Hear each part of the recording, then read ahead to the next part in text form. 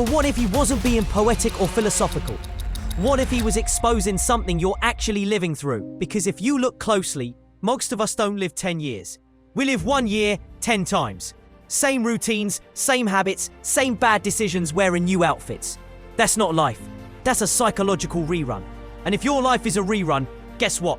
You're stuck inside Rust Cohle's nightmare, without his good jawline. So the real question is, if time keeps circling back, why are you still standing in the same spot? Before we go deeper, tell me this in the comments. Do you ever feel like your life is repeating itself? Or is that just rust rubbing off on all of us?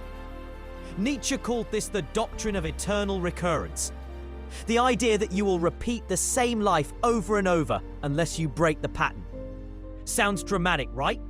But look at your last few years. Same goals you didn't finish, same promises you broke. Same January gym membership you abandoned faster than a bad Tinder date. By routine, by avoidance, by the unconscious loops that quietly convince you tomorrow is a lifestyle. And if Nietzsche was right, why does your tomorrow look suspiciously like last Tuesday? Rust wasn't talking about metaphysics for fun. The man saw crime scenes repeating the same human patterns. Obsession, fear, trauma, denial. He saw that monsters aren't born, they're recycled. People keep living the same emotional script because it's familiar, even when it's miserable. And the terrifying part? Most people would rather repeat hell than risk a new heaven. That is the flat circle. So ask yourself, are you choosing comfort or are you choosing the loop? And what would Rust say about that? Think about your own life like a show. Every season has the same cast. The friends you complain about but won't cut off. The job you secretly hate but call stable. The habit you swear you'll quit but don't. The relationship patterns that look like photocopies. The scenery changes, but the script, identical. You're the star of a series that keeps getting renewed because you refuse to write a new storyline. So what season of your life are you stuck in? And why hasn't the plot twist arrived yet? Groundhog Day wasn't fiction. The universe already made you a looping machine. Ever said, I'll start Monday?